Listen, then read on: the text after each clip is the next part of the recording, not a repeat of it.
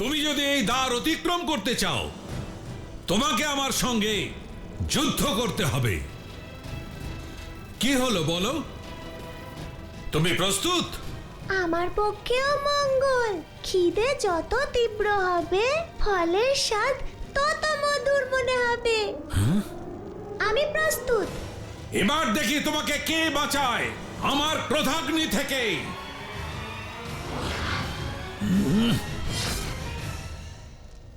ইয়া!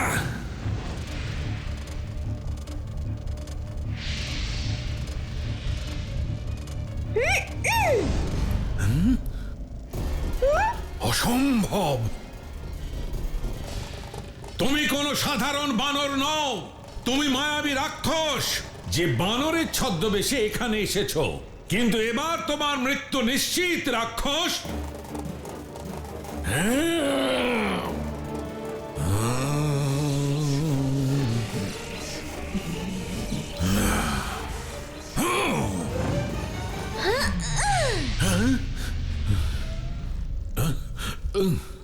এই খেলায় মজা হচ্ছে ঠিকই, কিন্তু মাতা আমার প্রতীক্ষায় আছেন, তাই এই খেলা শীঘ্রই সমাপ্ত করতে হবে।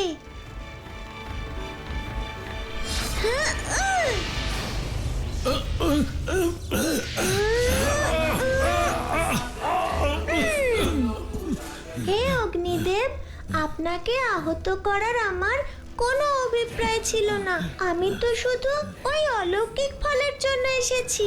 ভোজন করা হয়ে গেলেই চলে যাব। প্রণাম।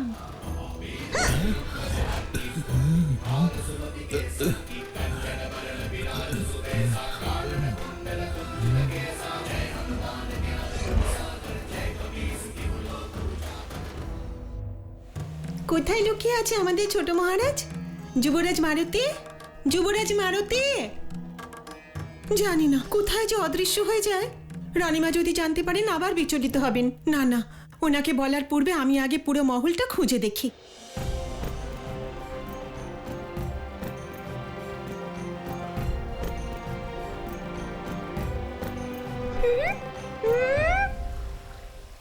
এ তো জলপ্রাচীর। এবার এই প্রাচীর পার করার উপায় ভাবতে হবে। মায়াবী রাক্ষস, আর এক বিন্দু অগ্রসর হলে তোমার মৃত্যু নিশ্চিত।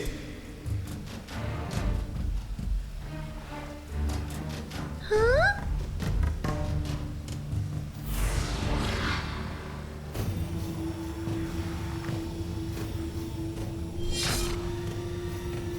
বরুণ দেবের সম্মুখে এসে ভুল করেছ তুমি।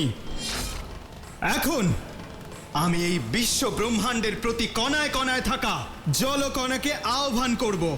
তখন দেখবে আমার এই বিশাল জলধারায় ভেসে যাবে তুমি। হে সমগ্র সৃষ্টির জলরাশি, এই মুহূর্তে প্রকট হও। এই ঘূর্ণি কিসের? হ্যাঁ?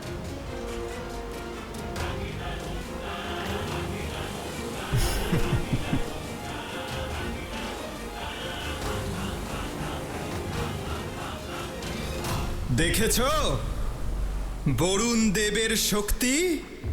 আমার শক্তি প্রদর্শন দেখে তুমি তো হতভম্ব হয়ে গেলে রাক্ষস। সত্য বলেছেন বরুণ দেব, বড়ই বিশেষ দৈব শক্তি আছে আপনার। আমার কাছেও এমন শক্তি আছে যার সাহায্যে আমার কার্যসিদ্ধি হয়ে যায়। আমিও দেখতে চাই, প্রদর্শন করো কেমন তোমার শক্তি।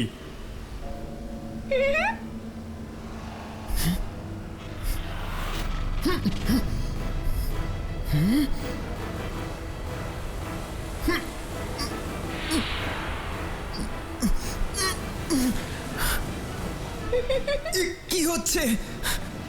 মুক্ত করো আমায় এই মুহূর্তেই।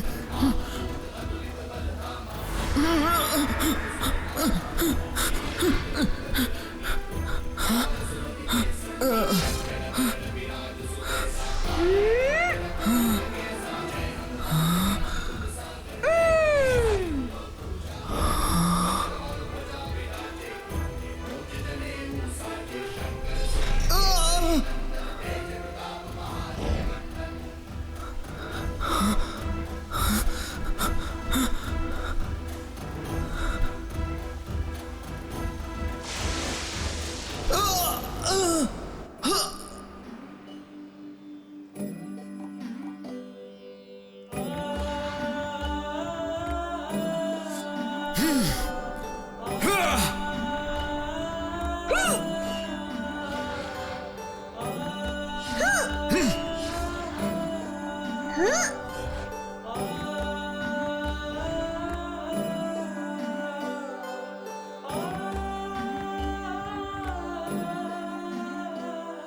হয় মারুতি ব্রহ্মাণ্ড প্রদক্ষিণে বেরিয়েছে।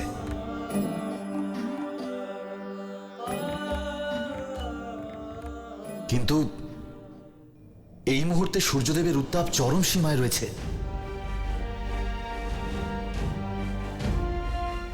বরঞ্চ আমি নিজের বায়ুর সাহায্যে মারুতিকে কিঞ্চিত শীতলতা প্রদান করি।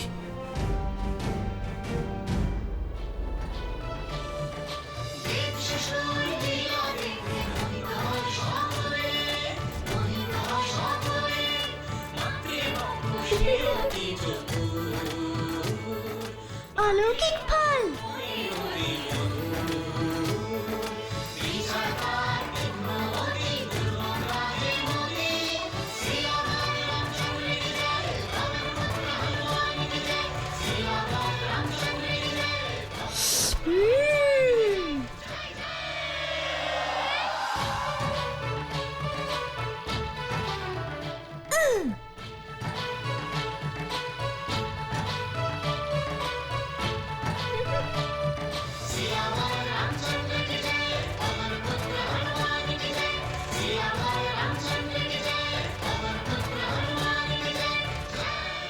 এ তো এক শিশু,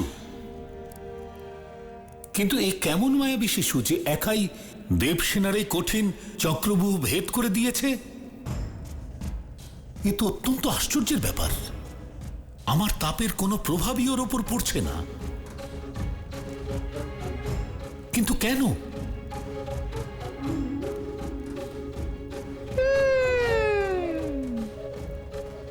এই অলৌকিক ফল ভোজন করতেই হবে।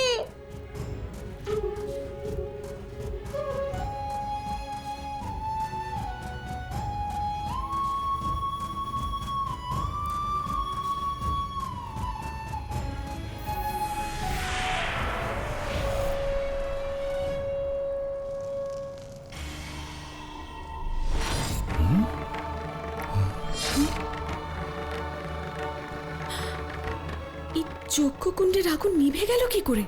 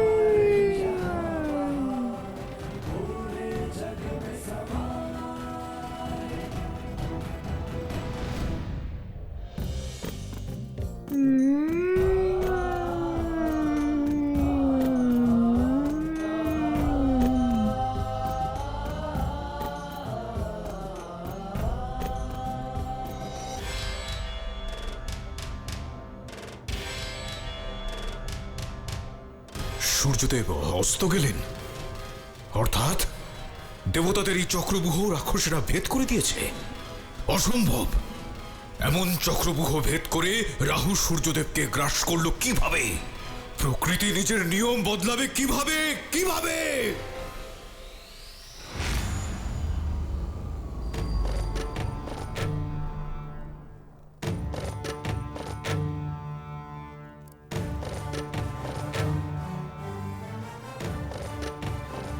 হঠাৎ এই অন্ধকার কেন গুরুদেব?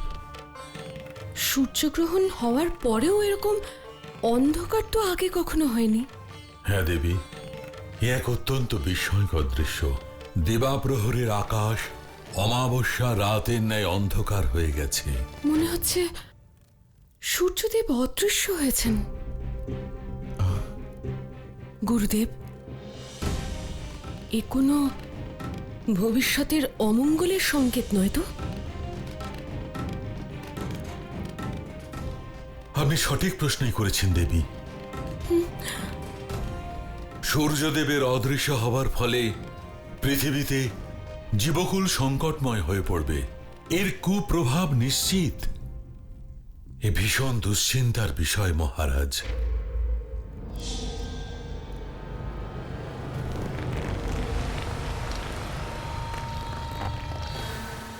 এই অলৌকিক ফলের স্বাদ মুনিবরের দেওয়া ফলের মতো সুস্বাদু, যেন ব্রহ্মাণ্ডের সব মধুর স্বাদ এতেই সমাহিত হয়েছে।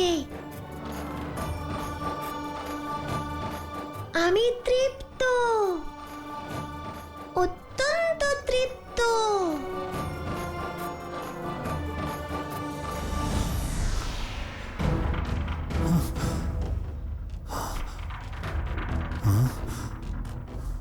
এক ক্ষুদ্র বানর আমাকে এইভাবে গ্রাস করে নিল, যেন আমি কোনো সাধারণ ফল। নিশ্চয়ই এ কোনো মায়াবী রাক্ষস যে বানর রূপ ধরে এসেছে। আমি সূর্যদেব, যার তেজ রাশিতে সমগ্র সৃষ্টি প্রাণের রশ্মি গ্রহণ করে। এ আমার দৈব শক্তির ঘোর অপমান। এই পাপী রাক্ষসের এই ধৃষ্টতার শাস্তি অবশ্যই পাওয়া উচিত। আমি আমার তেজ রশ্মি এমন প্রখর করব যে ওই বানর রূপী মায়াবী রাক্ষস এই মুহূর্তে ভস্ম হয়ে যাবে।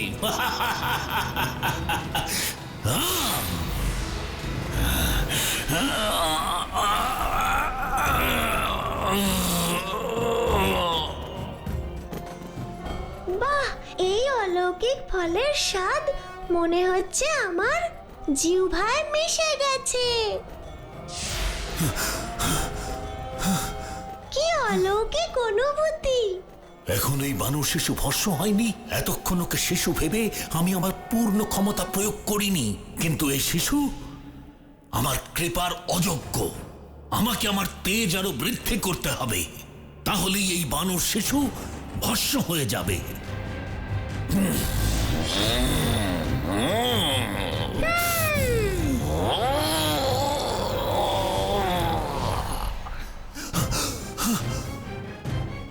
অসম্ভব! আমার এই প্রখর উত্তাপ, তীব্র তেজ, উজ্জ্বল রশ্মি এই বানরের উপর কোনো প্রভাব ফেলছে না। আমি আমার তেজকে আরো প্রখর, কিন্তু যদি আমি আমার তেজ আরো বৃদ্ধি করি তাহলে তো আমিই ভস্ম হয়ে যাব। তা তো হবে আত্মনাশ। আমি সূর্যদেব, বৈকুণ্ঠ আর কৈলাস আলোকিত হয় আমার জন্য। আমাকে কোনো তুচ্ছ বানর উদরাস্ত করতে পারে না। এই বানর রূপী রাক্ষসকে তার দুঃসাহসের ফল অবশ্যই ভোগ করতে হবে। এবার আমি আমার তেজ রাশিকে চূড়ান্ত সীমায় নিয়ে যাব, যাতে এই বানর শিশু এই মুহূর্তে ভস্মে পরিণত হয়।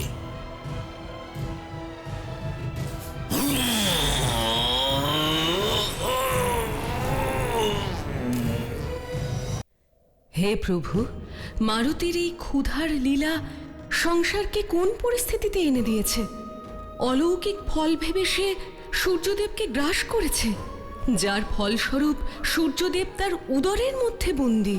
সূর্যদেব তো নিজের দম্ভের কারণে হার স্বীকার করছেন না, আর এই কারণে নিজের তাপমাত্রার উচ্চতম অবস্থায় পৌঁছেছেন। সূর্যদেবের এই নির্ণয় তার নিজের পক্ষেই ক্ষতিকারক। তিনি নিজের তেজেই নিজের ক্ষতি করতে পারেন। এমন যদি ঘটে তাহলে অনর্থ হবে প্রভু, কারণ তখন সূর্যদেবের সঙ্গে সমগ্র সৃষ্টির প্রাণীকুলেরও বিনাশ হবে। সত্য বলেছ দেবী। মানুষও নিজের অভিমান, অহংকারের ফলে নিজেরই ক্ষতি করে। কারণ অহংকারী ব্যক্তি দম্ভের কারণে নিজেকে অপরের থেকে শ্রেষ্ঠ মনে করে, আর সেই সম্মান রক্ষার স্বার্থে সে যে কোনো রূপ কার্যে লিপ্ত হয়ে পড়ে। তখন সে মূল্য দেয় নিজের প্রাণ দিয়ে, অথবা তার নিকটস্থানীয় ব্যক্তির ক্ষতি করে। তাহলে প্রভু, অহংকার থেকে দূরে থাকার জন্য কি করণীয়? সর্বদা নিজের চিত্তে এইরূপ ধারণা রাখা উচিত যে এই সৃষ্টিতে তার থেকেও শ্রেষ্ঠ এবং তার থেকেও দক্ষ অবশ্যই কেউ আছে। এই কথা স্মরণে রাখলে তার মননে অহংকার কখনোই আসবে না। কিন্তু দুর্ভাগ্যবশত সূর্যদেব দেবতা হয়েও অজ্ঞানী মনুষ্যের ন্যায় আচরণ করছেন। অহংকারের ফলে ওনার বুদ্ধি ভ্রষ্ট হয়েছে। তিনি ধারণাই করতে পারছেন না যে মারুতির রূপে সাক্ষাৎ মহাদেব তার সম্মুখে দাঁড়িয়েছেন।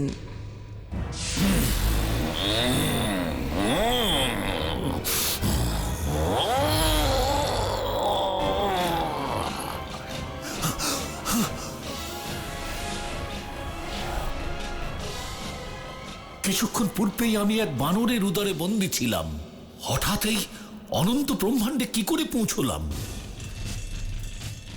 এই অসীম ব্রহ্মাণ্ডের তুলনায় আমি তো অত্যন্ত তুচ্ছ।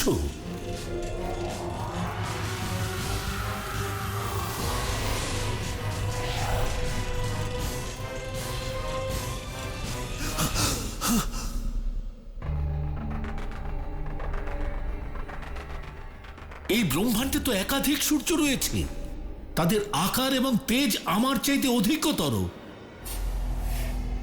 এ কি কোনো মায়া নাকি অলৌকিক দৃশ্য, নাকি আমার নিজের তেজেই আমি আমার বোধ শক্তি হারিয়েছি? হে ত্রিদেব, রক্ষা করুন। হে শ্রীহরি, ত্রাহিমাম। হে মহাদেব, আমার এই সংকট মোচন করুন প্রভু।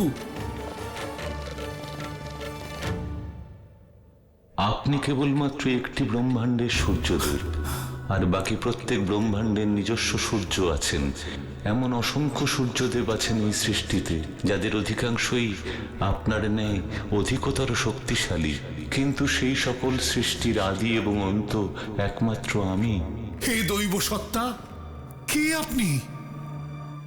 কৃপা করে দর্শন দিন।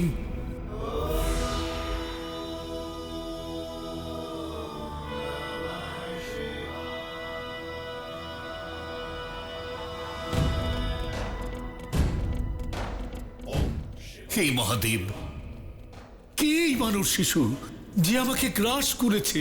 ওই বানর সাধারণ কেউ নয়, ওই বানর এই যুগে আমারই এক অবতার, যার নাম মারুতি।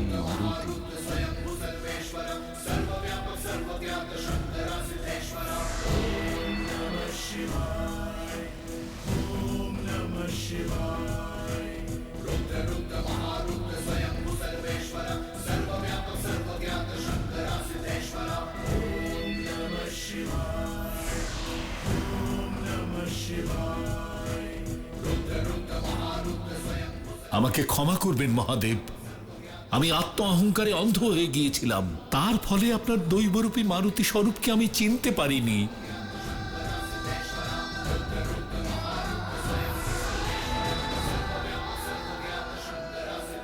আমাকে ক্ষমা করবেন মহাদেব, আমি আত্ম অহংকারে অন্ধ হয়ে গিয়েছিলাম। তার ফলে আপনার দৈবরূপী মারুতি স্বরূপকে আমি চিনতে পারিনি।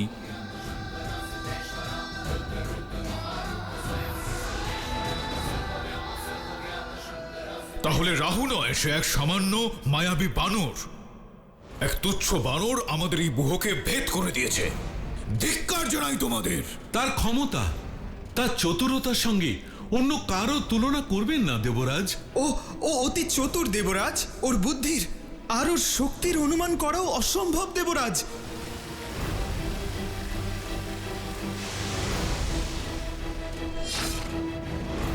আশ্চর্যের বিষয় হলো দেবরাজ, সেই বানর রূপী রাক্ষস তেজস্বী সূর্যদেবকে ফল ভেবে গ্রাস করেছে, আর সে বারংবার ওনাকে এক অলৌকিক ফল বলে সম্বোধন করছিল। এত শক্তিশালী, এতই পরাক্রমী, তাও এক সামান্য মায়াবী বানর। এই বানর সেই বানর শিশু নয় তো, যার জন্মকালে স্বয়ং আমার সিংহাসন কম্পিত হয়ে উঠেছিল?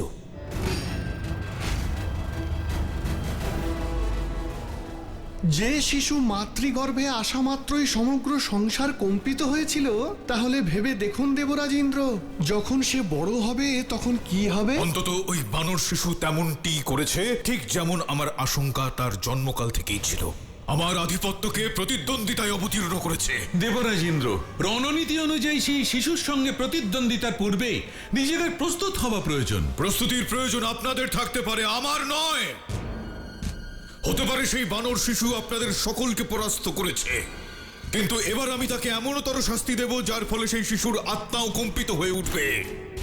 সেই নগণ্য শিশুর বিন্দুমাত্র ধারণা নেই যে তার সম্মুখে দেবরাজ ইন্দ্র রয়েছে।